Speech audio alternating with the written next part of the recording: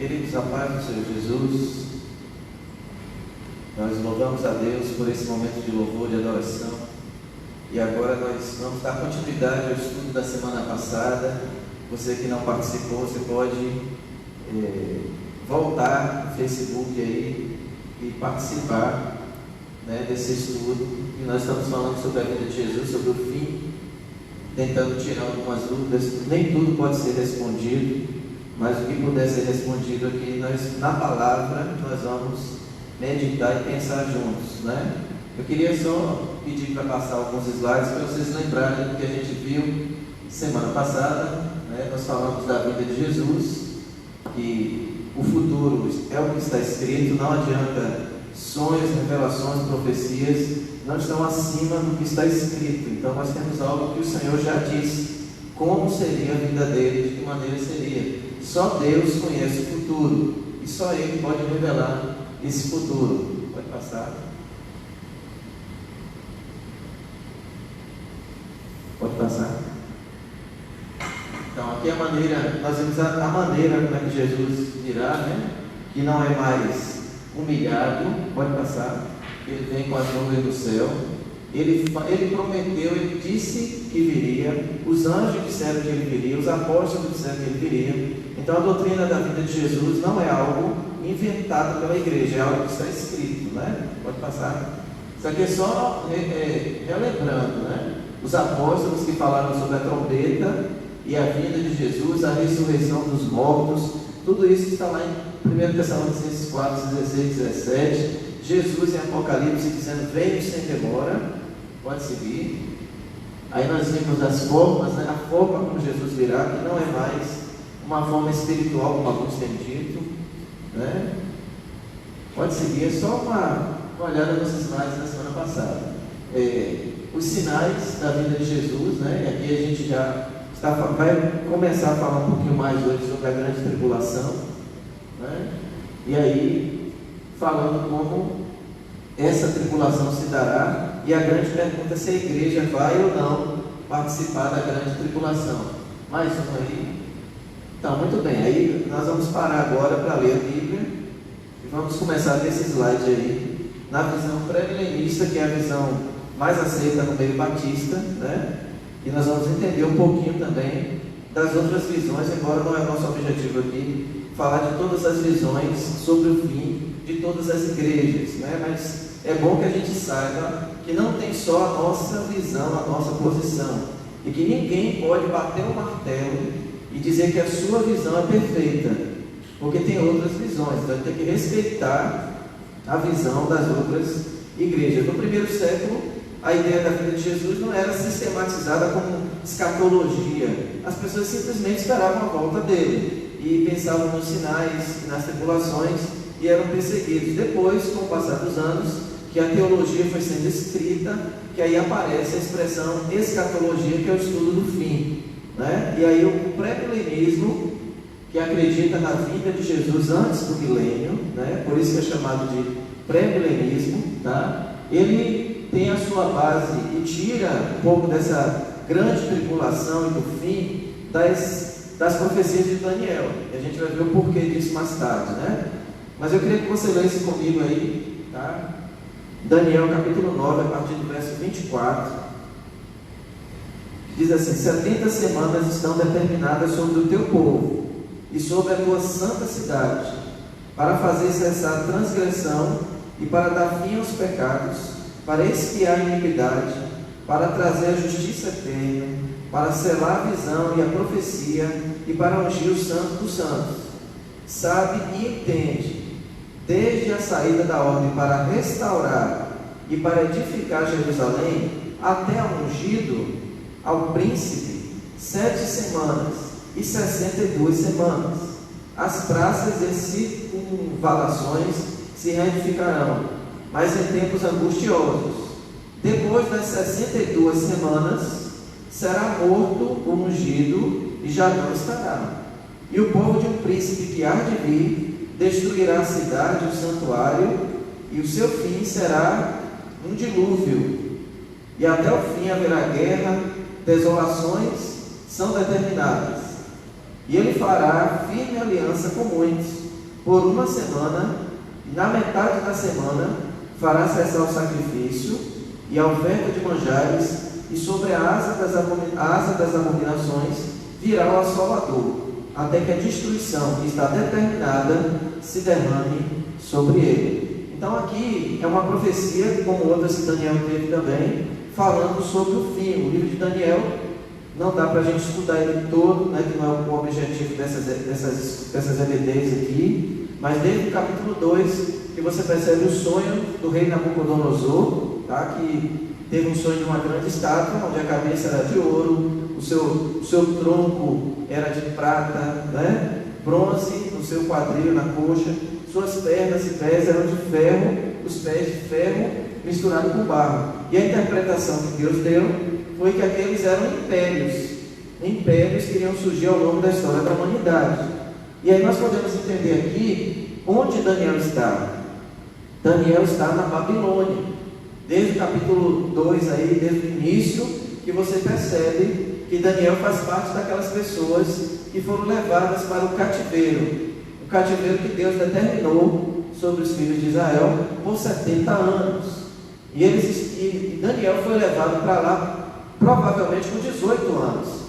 E o cativeiro estava terminando, né? Estava acabando. Quem era o rei quando Daniel foi levado? Nabucodonosor. Era o rei da Babilônia nessa época.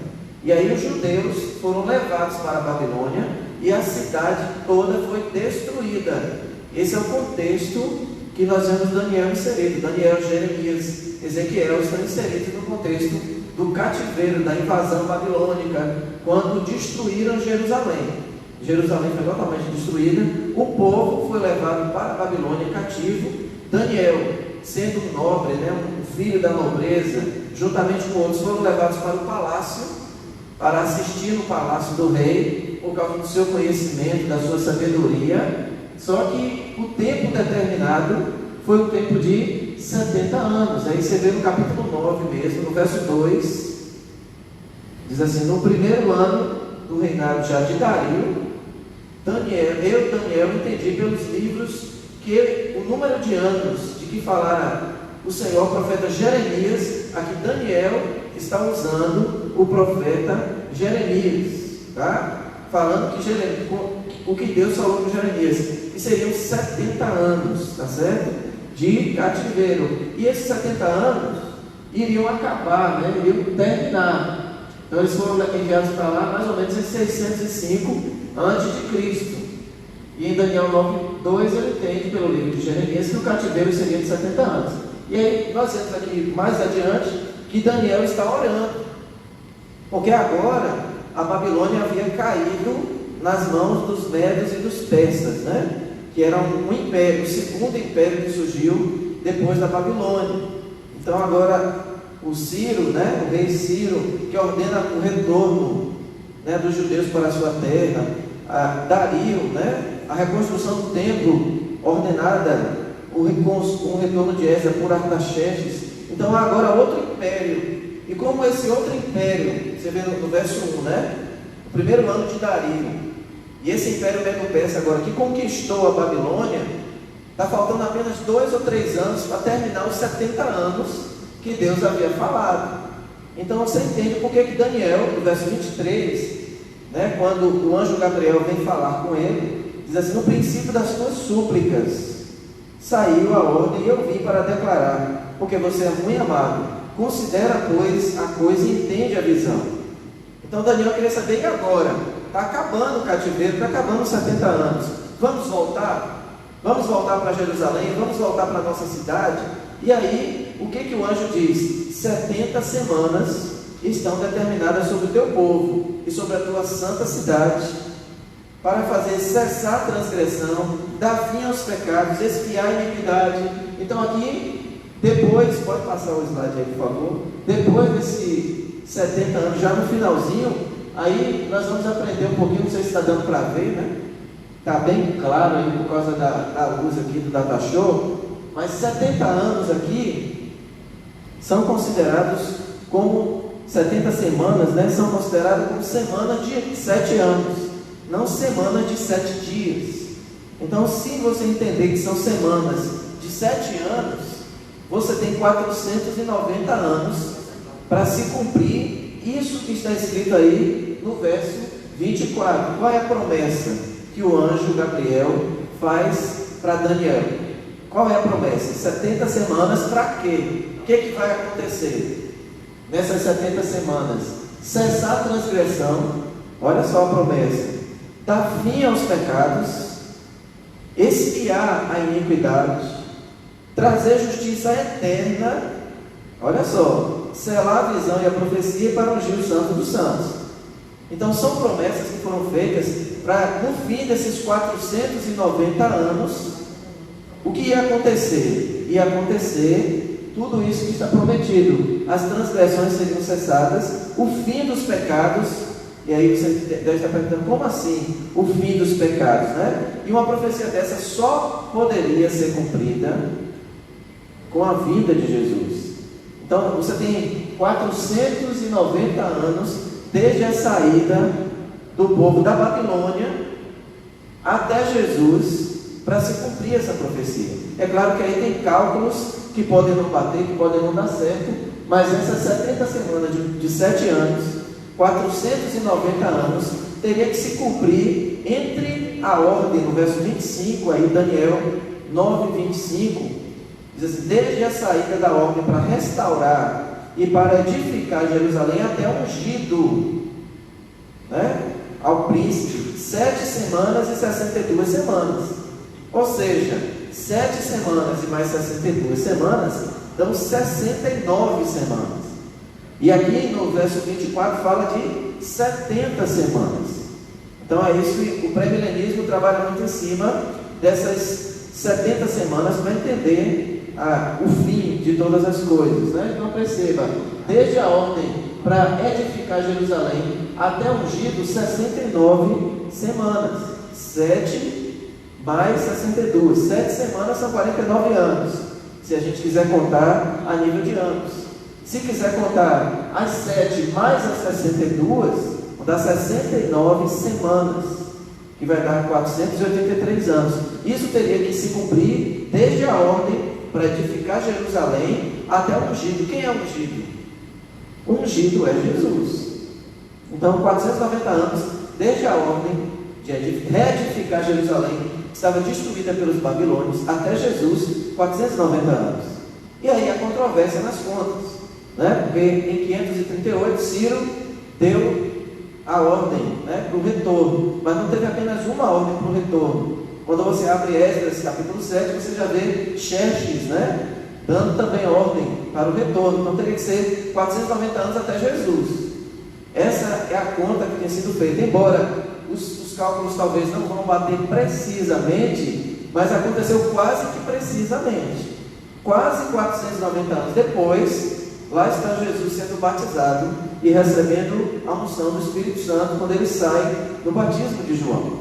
Então, historicamente, dá para encaixar as 70 semanas de Daniel como sendo um período desde que se ordenou a volta do povo judeu da Babilônia para Jerusalém. Você pode ler Esdras, ler Neemias se você quiser, para ver o retorno, a reconstrução do templo, a reconstrução dos muros. Jerusalém voltou a ser cidade e o povo voltou a morar lá. Então essa profecia aqui era o que Daniel, que estava na Babilônia, não tinha se cumprido ainda, já está terminando os 70 anos, e ele pergunta: Senhor, como é que vai ser? E aí o anjo Gabriel vai dizer a ele: 70 semanas é o que vai acontecer, desde a ordem para edificar a cidade até o ungido. Quem é ungido?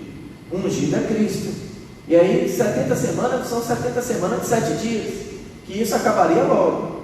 Então são semanas de 7 anos, né? Até porque fala que na metade da semana, aí no verso 7, um príncipe que há de vir vai romper uma aliança que ele vai fazer com muitos naqueles dias, que aí é o anticristo.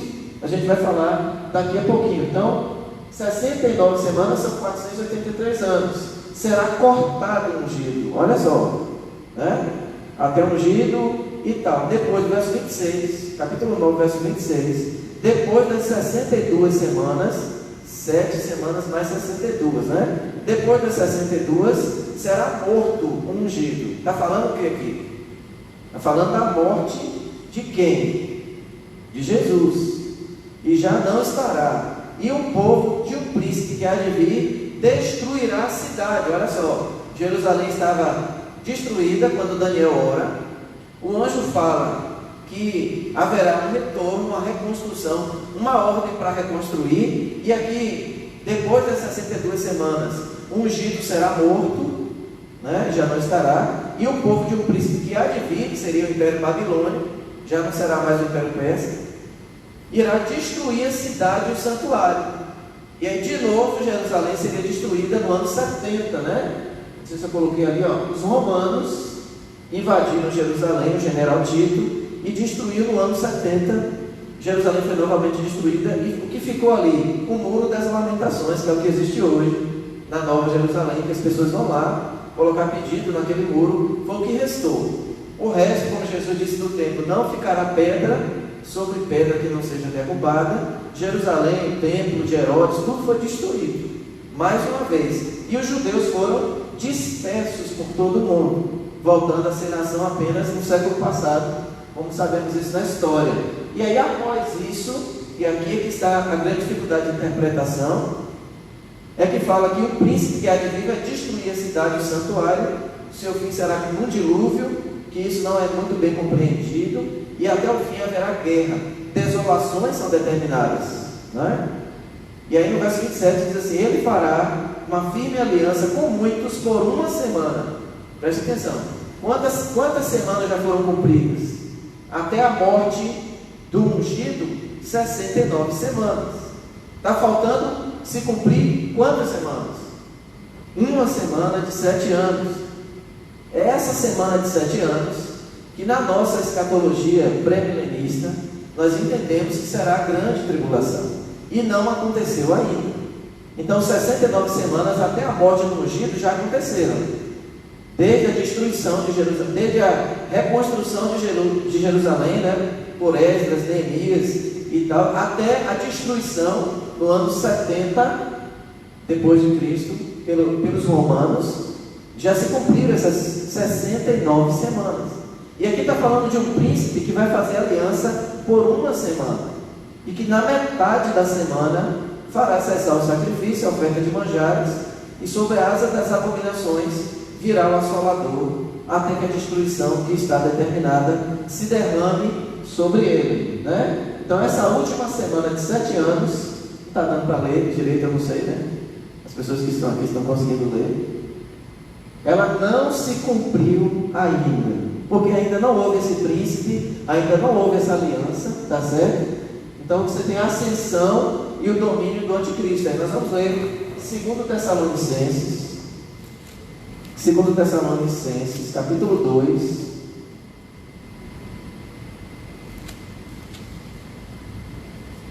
Segundo Tessalonicenses, capítulo 2. É importante a gente ler esse texto, tá? 2 Tessalonicenses 2 vai dizer assim: irmãos, no que diz respeito à vinda do nosso Senhor Jesus Cristo e a nossa reunião com Ele, está falando da segunda vinda, né, de Jesus, nós vos exortamos a que não vos demovais da vossa mente com facilidade, nem vos perturbeis, quer por espírito, quer por palavra, quer por epístola, como se procedesse de nós, supondo que tenha chegado o dia do Senhor. Ninguém de modo nenhum vos engane, porque isso não acontecerá sem que primeiro venha a apostasia e seja revelado o homem da iniquidade e o filho da perdição, o qual se opõe e se levanta contra tudo que se chama Deus ou é objeto de culto, a ponto de assentar-se no santuário de Deus, ostentando-se como se fosse o próprio Deus. Não vos recordais de que ainda convosco eu costumava dizer-vos essas coisas, e agora sabeis o que o detém, para que ele seja revelado somente em ocasião própria. Paulo está dizendo aqui que Jesus não vai voltar, tá? Não, a nossa reunião com ele, no verso 2:1, né? Verso 1 aí, não vai acontecer de maneira nenhuma sem que a apostasia aconteça, e a apostasia é o abandono, tá? Então pode ser que muita gente vai abandonar Jesus nos últimos dias, que vai haver uma renúncia do cristianismo em massa, ou da fé do Senhor, que muita gente vai deixar o Senhor. E aliás, Jesus em Mateus 24 fala assim, que por se multiplicar a iniquidade, o amor de muitos vai esfriar. E eu acho que nós já estamos vendo isso. E eu me preocupo com a quarentena. Eu quero abrir um espaço aqui para falar com vocês. Porque você imagina se crentes já eram frios, tendo culto, tendo comunhão, estando juntos na casa do Senhor, em oração. Você imagine se você não pode ir à igreja, se você não vai à igreja, se você não cultuar e não estiver em comunhão. Porque no livro de Atos fala que a igreja estava junta, estavam todos juntos e tinham tudo em comum. E estão tentando, aí nos bastidores, tornar isso uma coisa normal, que não se tenha mais a vida da igreja restaurada como antes. Por quê? Porque aí vai ser mais fácil a apostasia. As pessoas estão comendo tudo que a internet está oferecendo, todo tipo de comida. E aqui diz que a apostasia vai acontecer e o homem, o filho da perdição, verso 3, o homem da iniquidade tem que se manifestar antes da vinda de Jesus.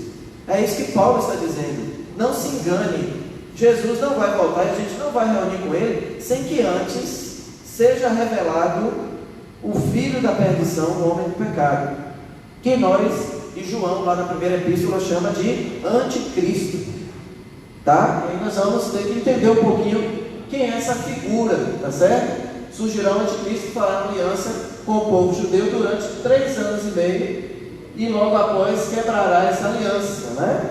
E aí está no texto que nós estávamos lendo, no verso 27 lá de Daniel 9, que são os 3 anos e meio, 42 meses, ou 1260 dias restantes da grande tribulação. Outra figura do anticristo está em Apocalipse. Eu queria que você abrisse aí também. Apocalipse, capítulo 13. Nós temos que falar um pouquinho dessa figura que está aqui no capítulo 13, que fala exatamente desse homem. Aqui ele é chamado de besta, parece estranho, mas o Apocalipse traz muitas figuras: dragão, besta, fala de chifres, fala de Jesus com a espada saindo da sua boca. Mas no capítulo 13 de Apocalipse diz assim: eu vi emergir do mar uma besta que tinha 10 chifres e 7 cabeças, e sobre os chifres 10 diademas ou coroas, e sobre as cabeças nomes de blasfêmia. E a besta que eu vi era semelhante ao leopardo, com pés de urso e boca como de leão. Daniel teve também essa visão lá. Se você voltar a Daniel 7, Daniel 8, você vai ver essas visões do profeta Daniel. E deu-lhe o dragão o seu poder, e o seu trono e grande autoridade. Eu vi que uma de suas cabeças ficou golpeada de morte, mas essa ferida mortal foi curada, e toda a terra se maravilhou seguindo a besta, e adoraram o dragão, porque deu sua autoridade à besta, como também adoraram a besta, dizendo: quem é semelhante à besta? Quem pode pelejar contra ela? E foi-lhe dada uma boca que proferia arrogâncias e blasfêmias, e autoridade para agir quantos meses? 42 meses, 3 anos e meio. Que aí a gente falou da última semana de Daniel, que são 7 anos, e aqui nós vemos 3 anos e meio, 42 meses, tá? E abriu a sua boca no verso 6, em blasfêmias contra Deus, para difamar o nome, difamar o tabernáculo e os que habitam no céu. E foi dado também, olha só, o verso 7 é muito importante para nós. Foi-lhe dado também que pelejasse contra os santos e os vencesse. E deu-se-lhe ainda autoridade sobre cada tribo, língua, povo e nação. E o verso 8 diz que adorá-la-ão todos os que habitam sobre a terra, aqueles cujos nomes não foram escritos no livro da vida do Cordeiro, que foi morto desde a fundação do mundo. Se alguém tem ouvidos, ouça.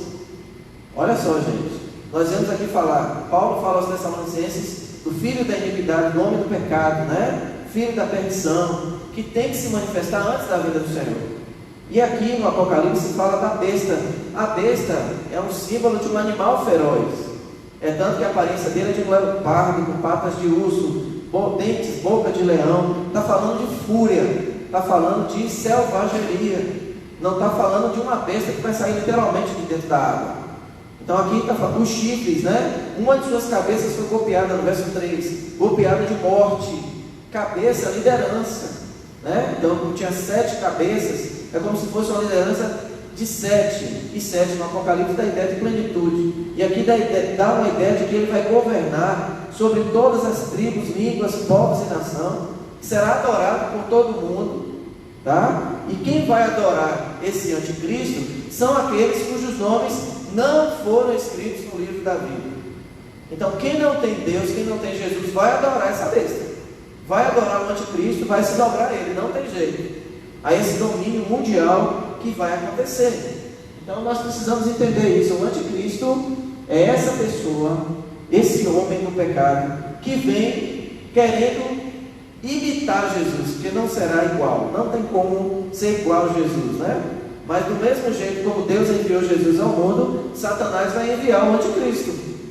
E olha como nós podemos comparar um com o outro, né? Jesus vem, né, querendo trazer glória ao Pai, o anticristo vem querendo glória para si. Tem muitas diferenças aí. Por trás de Jesus está o Pai, está Deus. Por trás do anticristo está Satanás, o dragão aqui, né, nesse capítulo 13, o diabo por trás dando poder para o anticristo.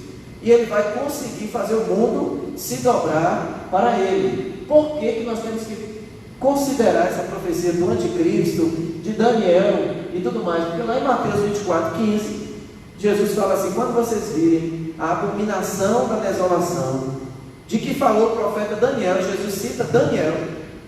Então como é que você vai tirar? Tem algumas posições de algumas igrejas que tiram Daniel desse estudo, né? Do fim, da vinda do Senhor, do anticristo, porque diz que é coisa do Velho Testamento, tem a ver com a história dos judeus. Mas Jesus está em Mateus 24, falando que os discípulos tinham que prestar atenção quando a abominação da desolação estiver no lugar santo.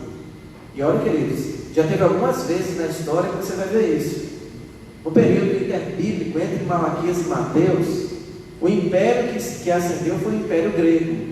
Já derrotou o Império Persa e assumiu o domínio da humanidade com Alexandre o Grande. E depois o Império de Alexandre foi dividido. Um dos generais de Alexandre entrou no santuário e sacrificou um porco no altar, Antíoco. Então você vê que essa profanação já aconteceu outras vezes na história.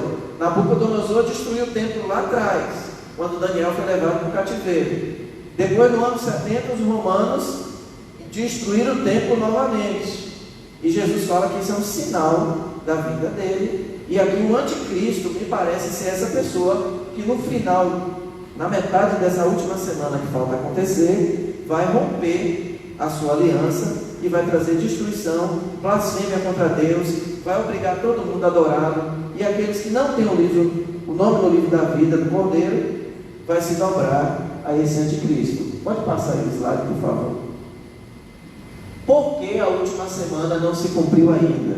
Nós que somos pré-milenistas e cremos nesses 7 anos de grande tribulação, tá?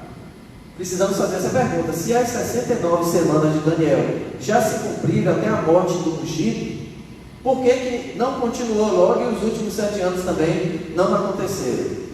Porque ali o pecado foi vencido, a iniquidade foi vencida, todas as promessas foram vencidas, né? Por que não? Aí você tem Romanos 11:25, que Romanos 11:25 vai dizer: porque não quero, irmãos, que ignoreis este segredo, para que não presumais de vós mesmos, que o endurecimento veio em parte sobre Israel, até que a plenitude dos gentios haja entrado.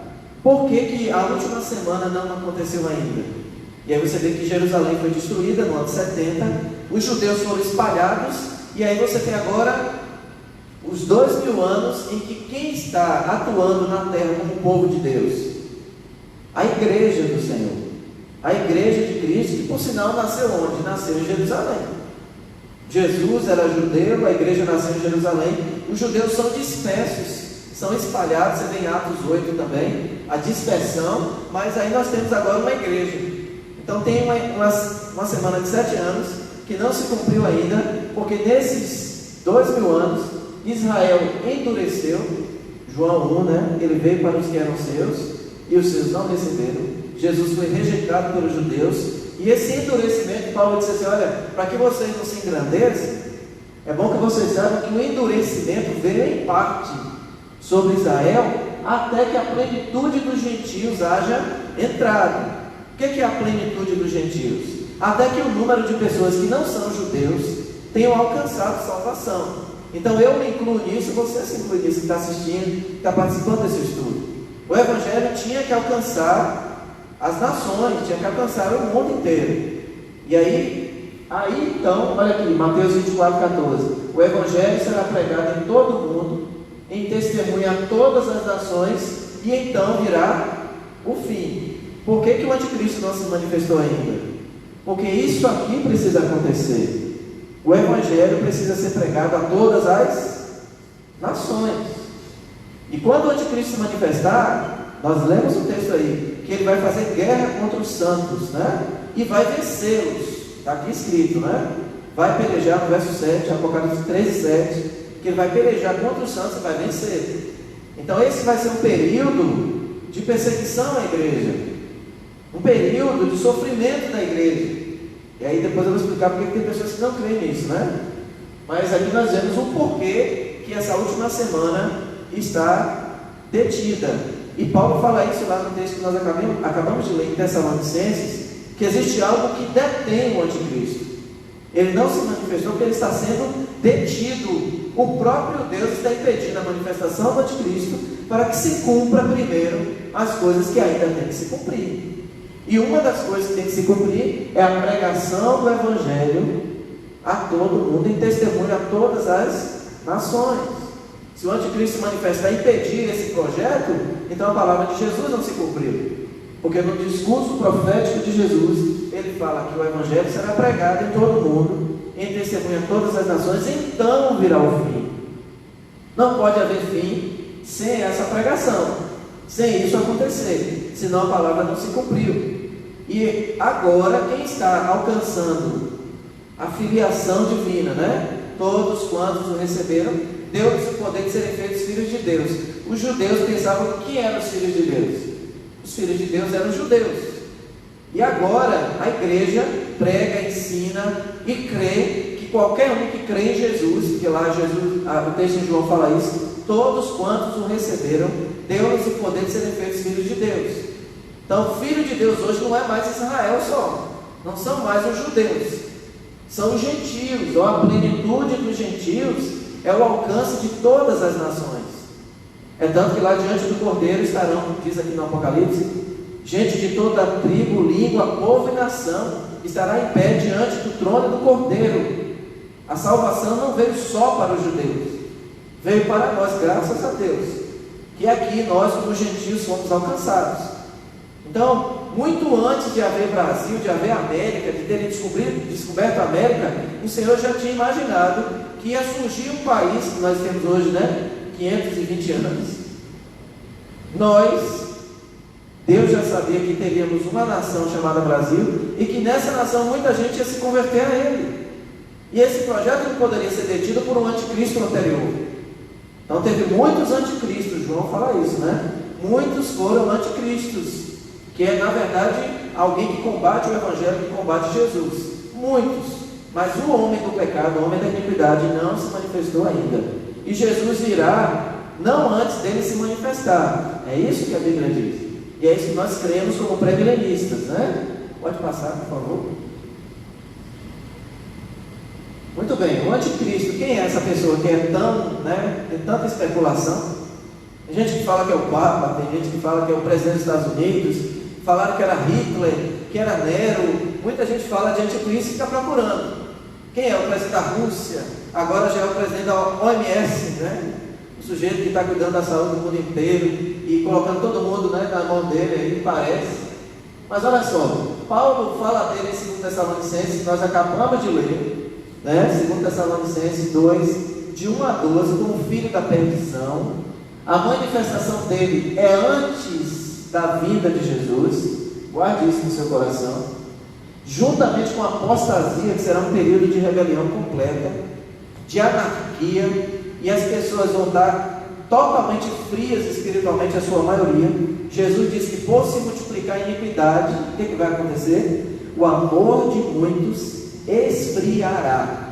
O pecado vai tomar conta de uma tal forma desse planeta, que até aqueles que tenham algum amor por Deus ou por Jesus serão esfriados. o amor de quase todos em algumas Bíblias, né? Esfriará, um sinal da vinda de Jesus. Período de apostasia, tá certo? E nessa apostasia o anticristo aparece.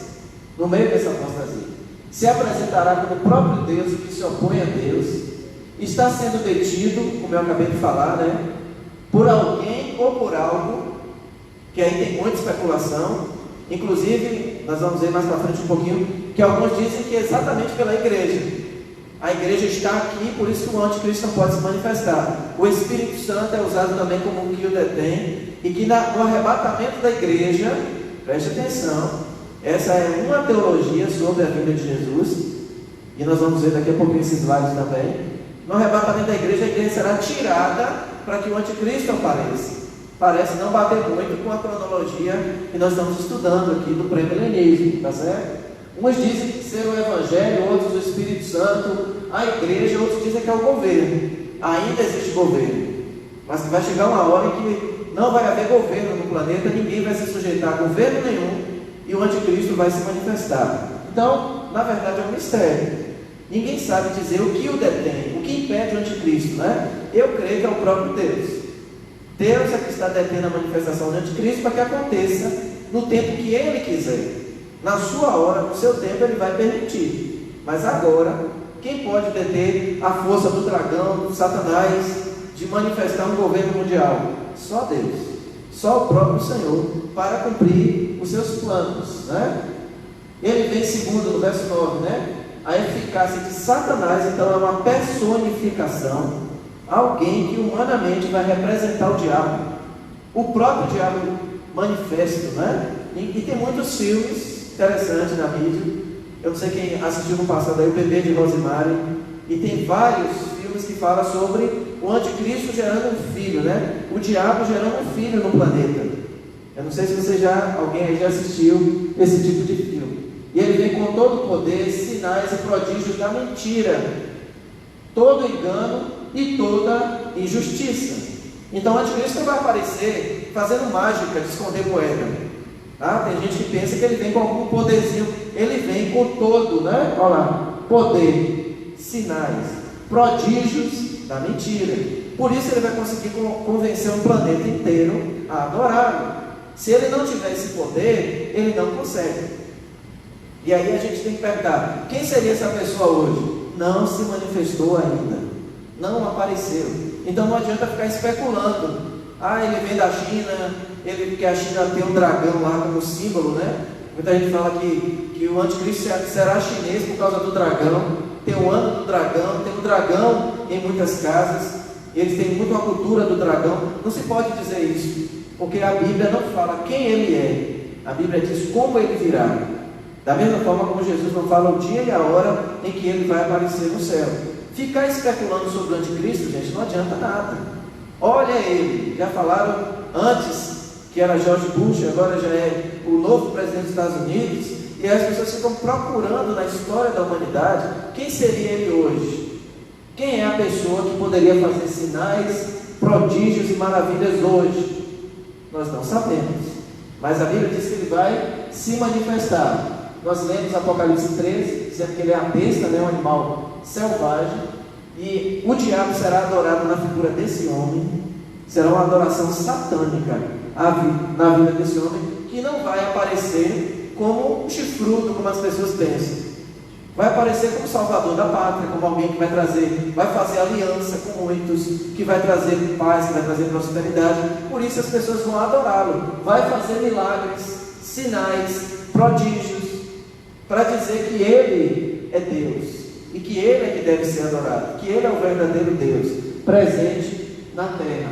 Mas aí no verso 7 diz que Ele vai pelejar contra os santos e vai vencê-los. Aqui já tem um problema para quem acha que a gente não vai passar pela grande tribulação. É dizer que o anticristo vai vencer os judeus, que nós não estaremos mais aqui. É isso que muita gente pensa, né? A igreja não vai estar mais aqui, então quem é que o anticristo vai vencer? Vai perseguir. Quem são os santos? Está aí no verso 7. Os judeus são santos? Essa é a pergunta que a gente tem que fazer. Não estaremos aqui porque os santos, os verdadeiros santos, estarão no céu. Quem vai estar aqui são os santos judeus, né?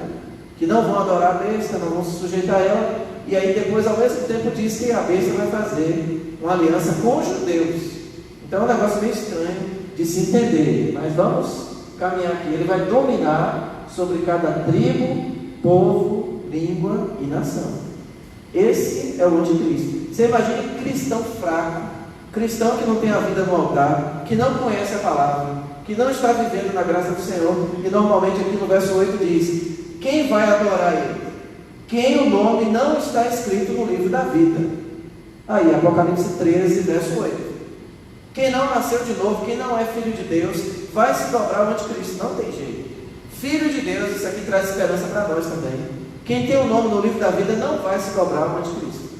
Não vai aceitar o domínio do anticristo, não vai adorar a besta, né? Não vai adorar esse homem que vai aparecer se dizendo Deus. Pode passar. Aí você tem, além do anticristo, uma outra figura aí também, Apocalipse 13, que é outra besta, né? Que também é chamado de besta também. Diz assim no verso 11: vi outra besta emergir da terra, que possuía 2 chifres, parecendo cordeiro, mas falava como dragão, e exerce toda a autoridade da primeira besta na sua presença. Faz com que a terra e seus habitantes adorem a primeira besta, cuja ferida mortal foi curada. E também a segunda besta, o falso profeta, opera grandes sinais, de maneira que até fogo do céu faz descer a terra diante dos homens. No verso 14 diz assim: seduz os que habitam sobre a terra por causa dos sinais que foi dado a executar diante da besta, dizendo aos que habitam sobre a terra que façam uma imagem à besta, aquela que foi ferida e sobreviveu. E lhe foi dado comunicar fôlego à imagem da besta, para que não só a imagem falasse, como também fizesse morrer quantos não adorassem a imagem da besta. E a todos os pequenos e os grandes, os ricos, os pobres, os livres e os escravos, faz com que seja dada certa marca na mão direita ou sobre a fronte. Então essa segunda besta, ou esse falso profeta, está lá no final de Apocalipse, né? Que faz com que o mundo inteiro se dobre diante da primeira besta, que é o anticristo. Então você vê como Satanás vai trabalhar, querendo imitar Jesus em tudo. Aqui essa segunda besta é como se fosse uma imitação do Espírito Santo. O Espírito Santo nos leva a adorar Cristo. O falso profeta leva a humanidade inteira a adorar a besta. E aqui também tem outra coisa interessante. Como o diabo tenta imitar Jesus, né? De todo jeito. Nós somos selados. A Bíblia diz que todos os filhos de Deus são selados com o Espírito Santo. É o nosso selo, né? E aqui diz que todos aqueles homens, ricos, pobres, grandes, pequenos, livres e escravos, serão também marcados, serão selados com propriedade da besta, do anticristo. Olha que coisa interessante. Nós somos selados e marcados com propriedade exclusiva de Deus e do Senhor. E aqueles que não têm o nome no livro da vida serão marcados pelo falso profeta, com uma marca, segundo o Apocalipse, na mão direita e na fronte ou na testa, né? Para, no verso 17, que coisa interessante, para que ninguém possa comprar ou vender, senão aquele que tem a marca, o nome da besta ou o número do seu nome. E aí ele vai falar aqui de um número 666, que é o 666, que tanto se fala aí, né? Que é número de homem. O homem foi criado no 6º dia. E o número de Deus na Bíblia é o 7. 7 é o número da perfeição, da completude. E aqui vai falar que o número dessa triunidade satânica aí, o dragão, o anticristo e o falso profeta, né? O dragão, a besta e a segunda besta. É uma triunidade, não pode nem chamar de trindade, não tem nada a ver com Deus. Mas aí 666, tá certo? Então como se fosse assim, um número de quase perfeito. Quase conseguiu, quase deu certo, é incompleto, mas chegou perto. 666. Esse será o número da besta, né? Um número. Mas não quer dizer que vão querer colocar esse número 6, 6 e 6 na sua testa, na sua mão. Que é isso que você vê nos filmes. As pessoas interpretam isso aqui literalmente. Mas está falando daqui que vai haver uma marca, que vai haver um controle dos indivíduos que adoram a besta, para que essas pessoas não tenham nenhum tipo de liberdade se não tiverem a marca na sua mão direita e na sua fronte. E hoje, se você quiser trazer para os nossos dias, já existe o interesse de nos controlar. Não sei se você já percebeu isso. Durante a pandemia, tem cidades aí controlando as pessoas pelo celular. Onde você está, o celular diz onde você foi, para onde você foi, onde você voltou. Você está sendo guiado, conduzido, dirigido e monitorado pelo satélite. E vai dizer onde você se encontra, o que você está fazendo. E já existe hoje um protesto que eu estava vendo, não sei, eu estive lá, mas a gente tem visto vídeos da Austrália, uma tentativa de colocar chip nas pessoas, para que as pessoas possam controlar as enfermidades. Se estiver doente, possibilidade de dar um infarto, o chip vai determinar isso na vida da pessoa. Então nós estamos vendo possibilidade hoje, não estou dizendo que o chip já é a marca da besta, mas possibilidade de se marcar seres humanos, de se deixar esses seres humanos capazes de ser monitorados. E aqui está dizendo que aqueles que não adoraram a besta, né? Olha só que coisa interessante, não vão poder comprar, não vão poder vender, não vão poder fazer coisa absolutamente alguma. Capítulo 14, vamos ver ali o verso 9, capítulo 14 de Apocalipse, verso 9, falando, né, já dos flagelos que virão sobre o mundo. Seguiu-se a este outro anjo, o terceiro anjo, dizendo em grande voz: se alguém adora a besta e a sua imagem, e recebe a sua marca na fronte ou sobre a mão, o verso 10, também esse beberá do vinho da cólera de Deus, preparado sem mistura, do cálice da sua ira, e será atormentado com fogo e enxofre, diante dos santos anjos na presença do Cordeiro, e a fumaça do seu tormento sobe pelos séculos dos séculos, e não tem descanso algum, nem de dia nem de noite, os adoradores da besta e da sua imagem, e quem quer que receba a marca do seu nome, e aqui está a perseverança dos santos, vai beber da ira de Deus e da cólera de Deus, vai ser lançado no lago que arde com fogo e enxofre, todos aqueles que adorarem a besta e receberem o sinal da besta em seu corpo. É isso que o texto está dizendo. Então, o falso profeta, qual vai ser o papel dele, né? É a segunda besta do Apocalipse, um animal com aparência de cordeiro. Esse daí vem, né? Enquanto o primeiro vem como leopardo, um selvagem, esse segundo homem, que vai fazer todo mundo adorar o primeiro, ele vem com aparência de cordeiro, como alguém suave, alguém manso. É o símbolo da falsa religião, com toda a autoridade do anticristo. Talvez uma religião mundial, né? Que vai trazer toda a humanidade para uma crença só, a crença do anticristo, fazendo sinais e prodígios para que o mundo inteiro adore o anticristo. Vai ter que ter milagre, porque hoje quem creria no homem que apenas fala alguma coisa? Para a humanidade inteira se render a uma adoração, tem que haver grandes sinais, grandes prodígios. Esse é o papel do falso profeta, da segunda besta, do segundo homem que leva as pessoas a adorarem o anticristo. Que quem está por trás do anticristo é o dragão, o próprio Satanás, o próprio diabo, nessa triunidade satânica, né? Ordena que faça uma imagem do anticristo. Idolatria, é uma época de idolatria. Isso já aconteceu na história, inúmeras vezes. Nabucodonosor mandou fazer uma estátua dele, né? Vários imperadores romanos tinham essa ideia de ter uma estátua sua sendo adorada. Faraó se considerava um semideus, tinha que ser adorado. Por isso foi difícil tirar o povo do Egito. Ele achava que Deus sou eu.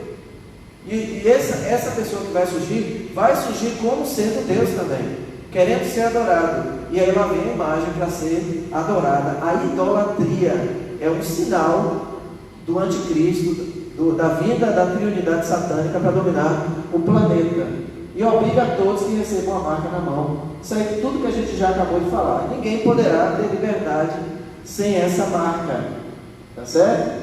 Então nós temos três alternativas para a vinda de Jesus. Cristo não pode voltar a qualquer momento, porque há sinais que não se cumpriram ainda. Isso é uma alternativa. Tem pessoas que dizem: não pode voltar, não tem jeito, falta o anticristo, falta isso, falta aquilo outro. Então isso é uma alternativa.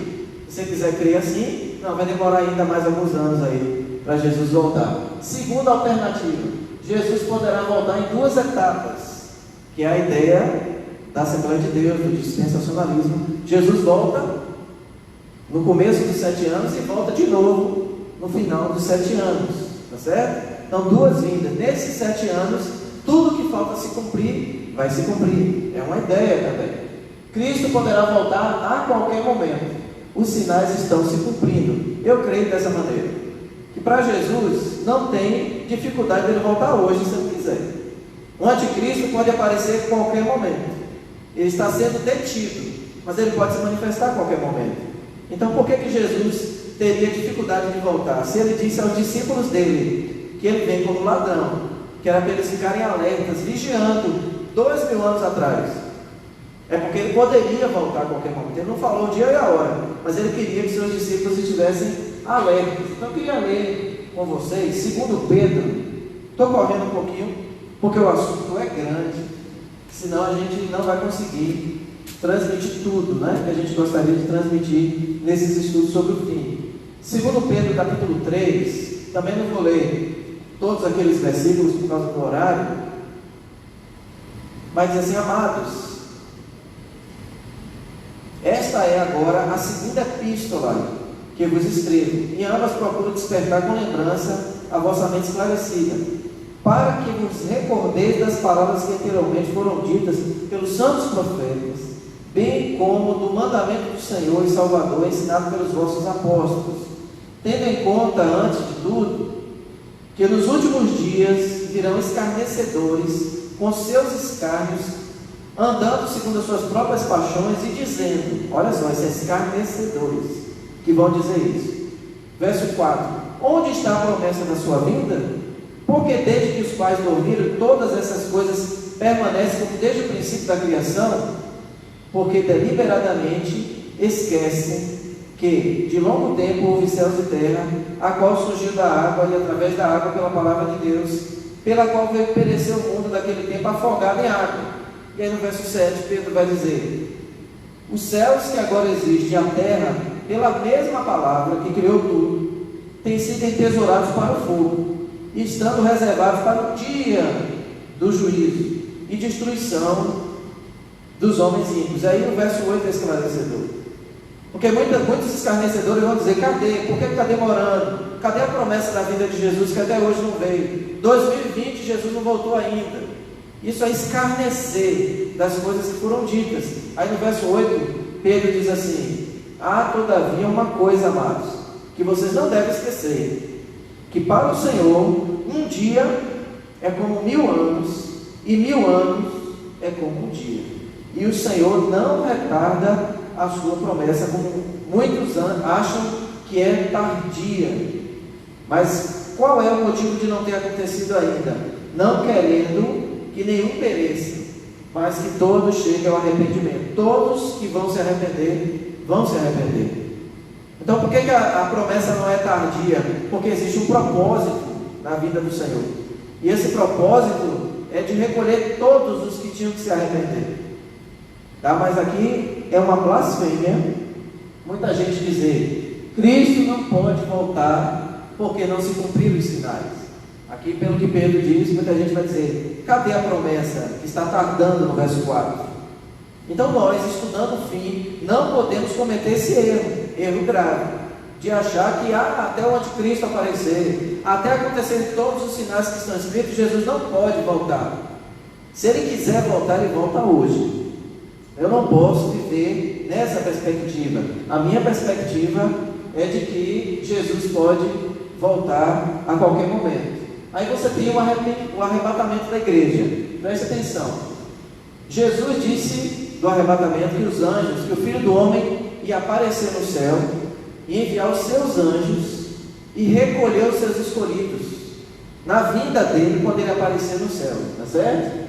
Então foi mencionado por Jesus e por Paulo, é uma promessa, tá certo? O arrebatamento é uma promessa. Paulo também diz que quando a trombeta tocar, nós seremos arrebatados. Os mortos vão ressuscitar primeiro, e nós, os que estivermos vivos, seremos arrebatados. Então, no arrebatamento, o que vai acontecer antes?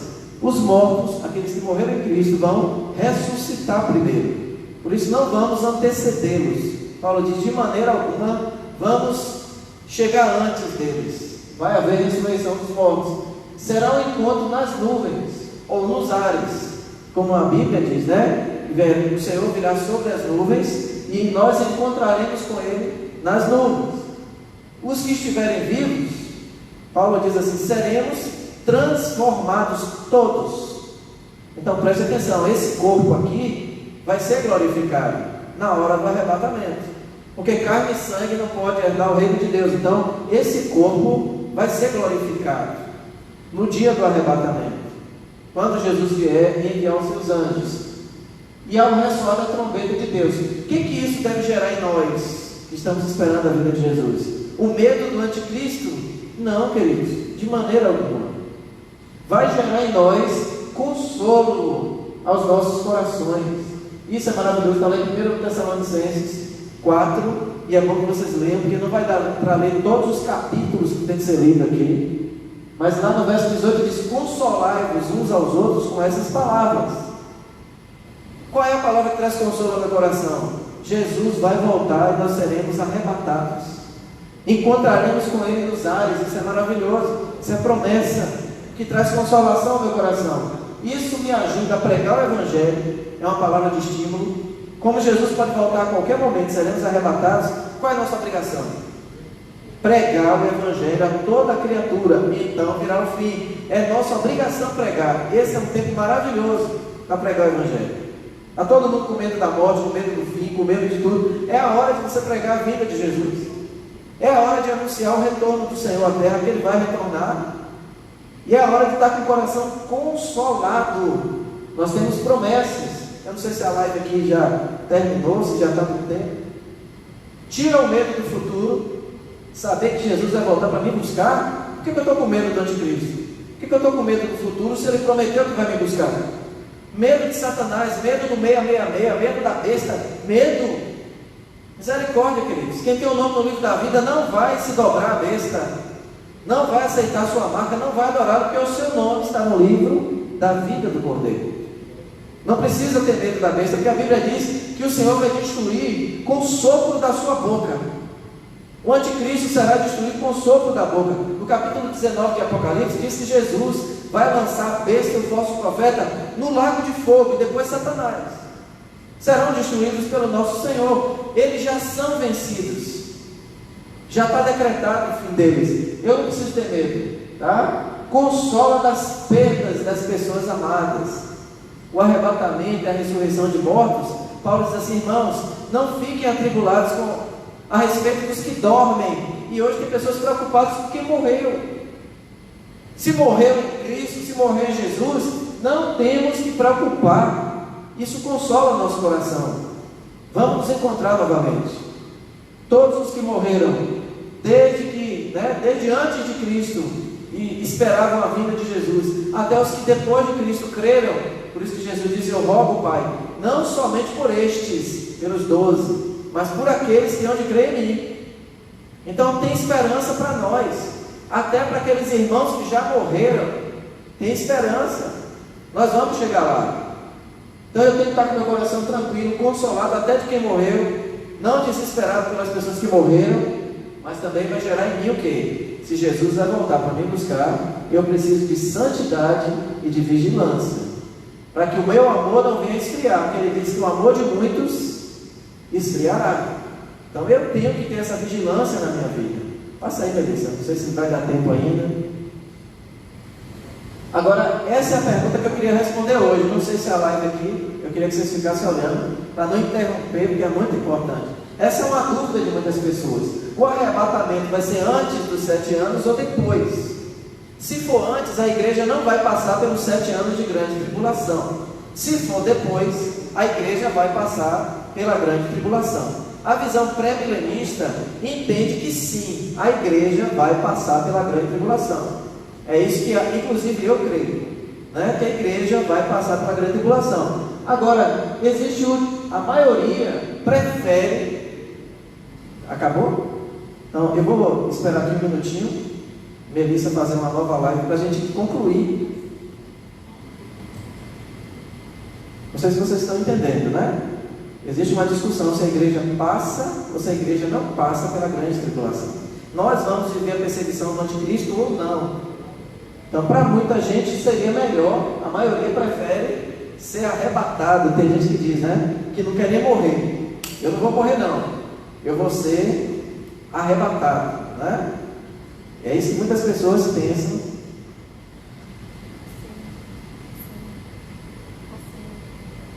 Só um minutinho. Não foi não?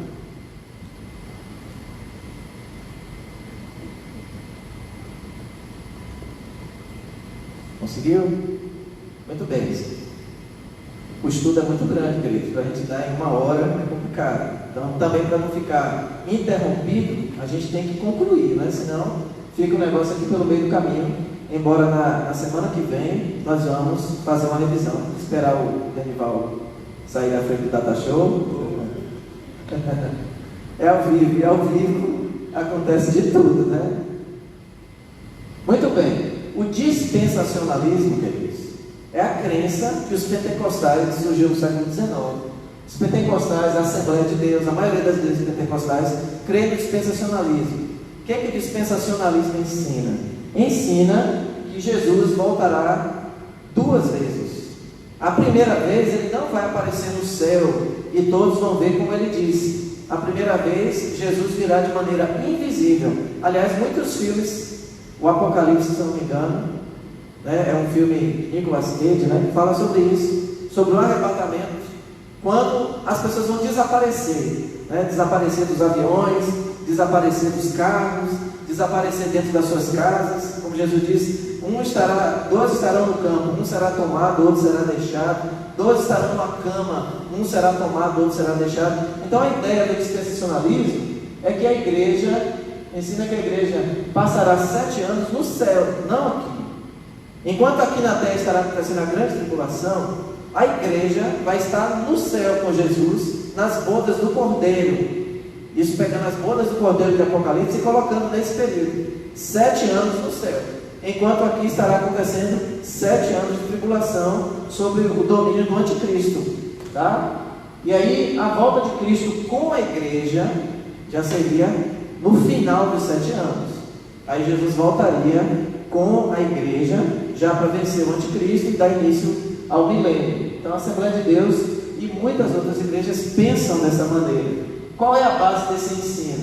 O que detém o anticristo é o Espírito Santo. Então, segundo o dispensacionalismo, o Espírito Santo tem que sair da terra para que o anticristo se manifeste. Será tirado da terra na grande tribulação com a igreja. Outra coisa que o dispensacionalista pensa: nós somos a igreja de Filadélfia do Apocalipse. Lá tem 7 igrejas, vocês lembram, né? E uma das igrejas, Filadélfia, que é a igreja fiel, está escrito lá em Apocalipse 3,10: como guardaste a palavra da minha paciência, também eu te guardarei da hora da tentação, que há de vir sobre todo mundo, para tentar os que habitam na terra. Então olha só que coisa interessante. Por que os dispensacionalistas dizem que a igreja não vai estar aqui? Porque nós somos a igreja fiel.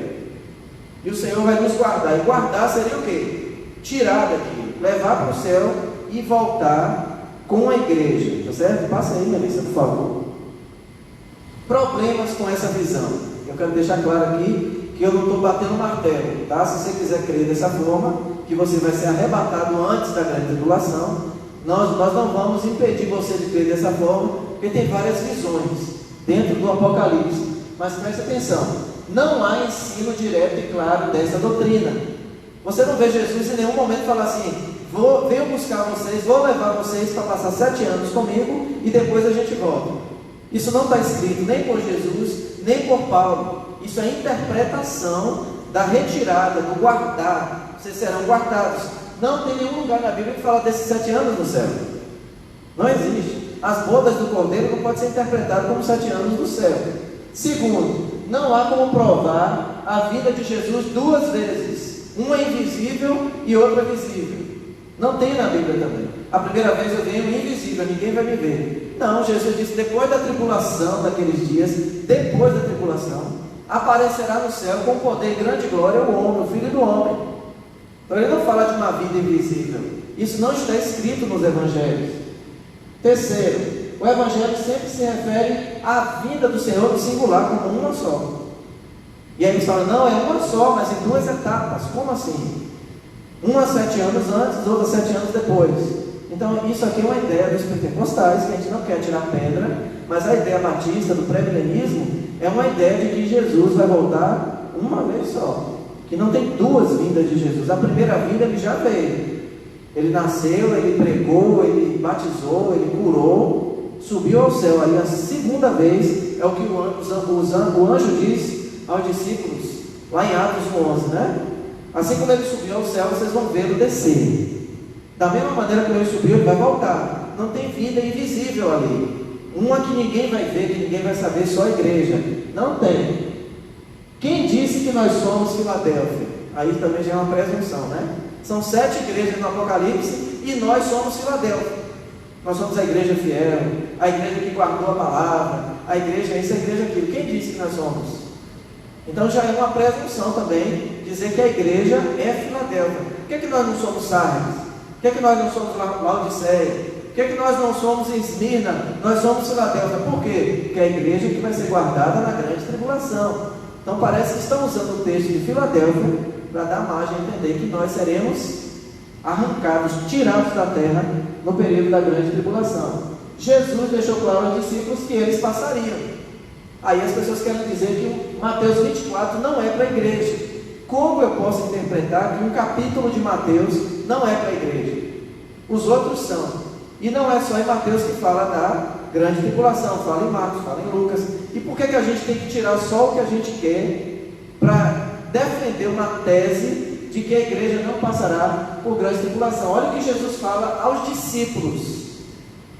Capítulo 24, verso 9. Vos hão de entregar para serem atormentados, matar-vos-ão, né, está escrito errado ali, sem um tracinho, e sereis odiados de todas as nações por causa do meu nome. Sereis odiados de todas as nações por causa do meu nome.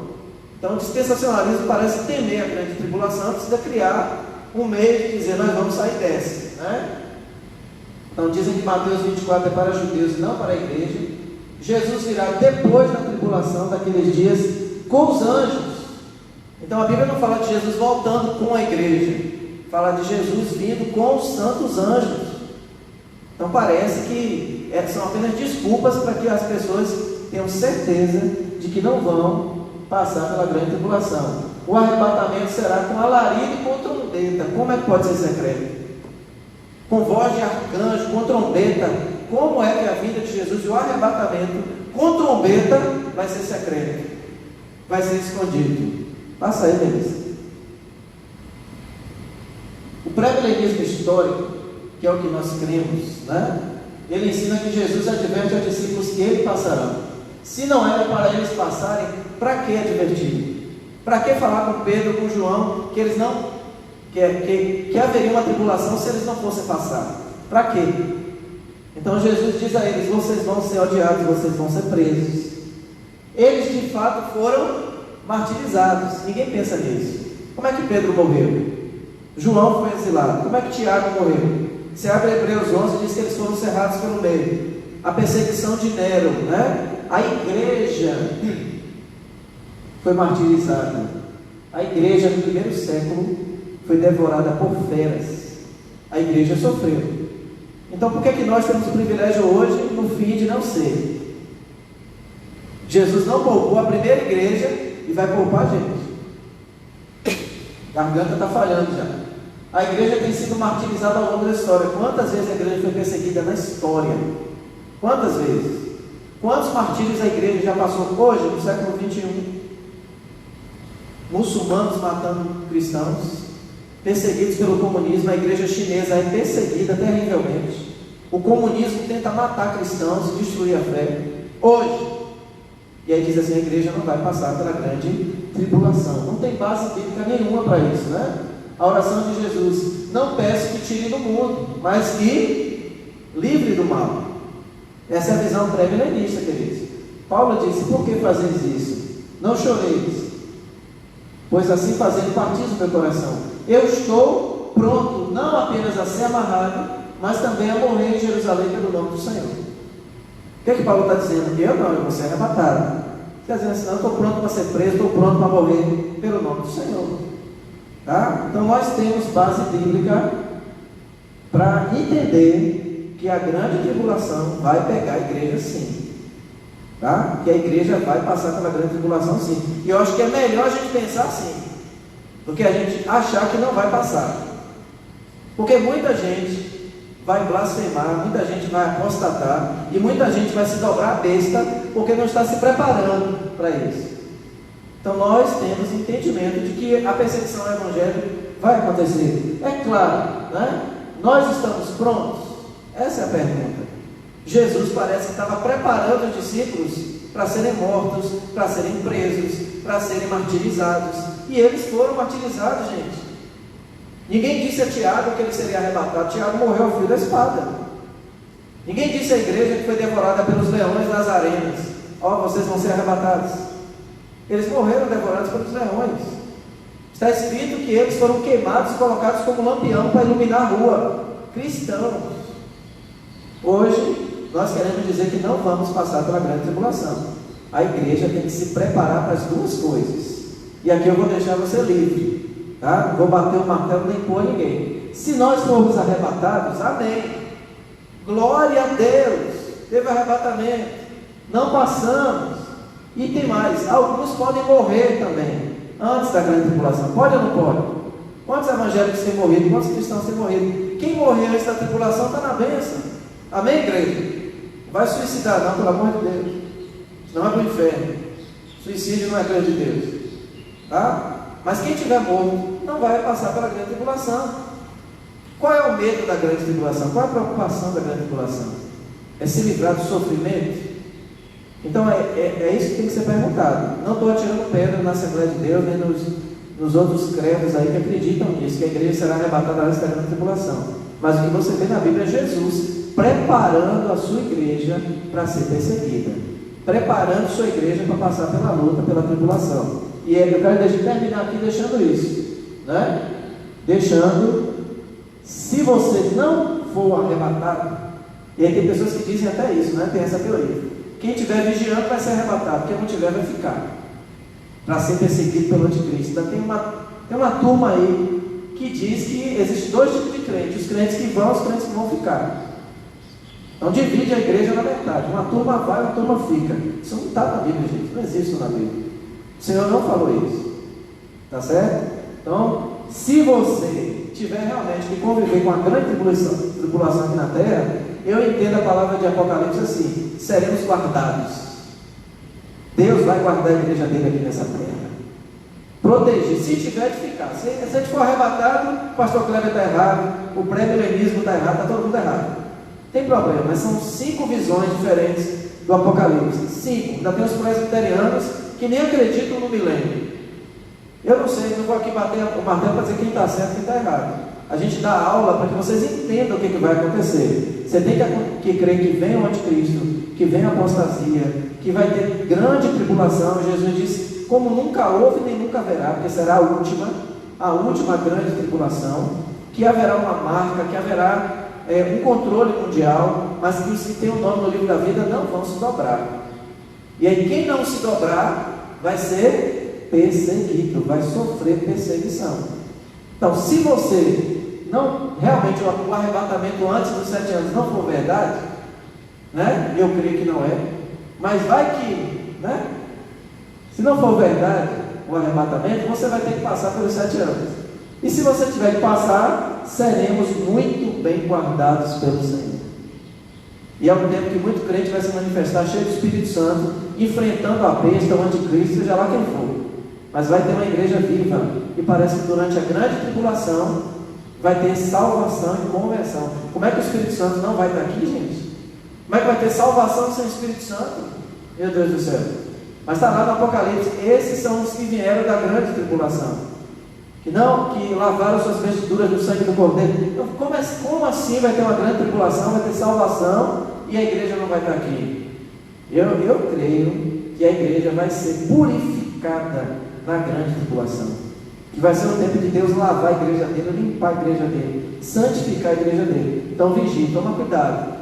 Eu falei muitas coisas aqui nessa manhã, tá? Espero que, se você tiver dúvida, volte, assista de novo, né? Não dá para falar tudo que a gente fala em aulas de seminário, que é muito conteúdo, mas pelo menos o básico a gente está vendo. Jesus vai voltar, vai ter uma grande tribulação. Antes da vinda do Senhor, segundo Paulo, vai manifestar o anticristo. E quem não estiver preparado, não estiver com o seu nome no livro da vida, que é isso que diz aqui, vai adorar a besta mesmo, vai se dobrar, vai receber o sinal e vai ser condenado junto com ela, porque a ira do Senhor vai cair sobre todos que adoram a besta. Eu queria orar com você nesse momento. Senhor, eu quero te agradecer pela tua palavra, por esse estudo simples, básico, da escola dominical da nossa igreja. Mas eu quero pedir, Senhor, em nome de Jesus, que nós possamos estar preparados para a tua vinda, preparados para o fim, porque o fim está profetizado, está escrito. O Senhor disse que viria como ladrão de noite. E se houver realmente arrebatamento antes da grande tribulação, ai daqueles que não estiverem preparados, que os seus nomes não estiverem no livro da vida.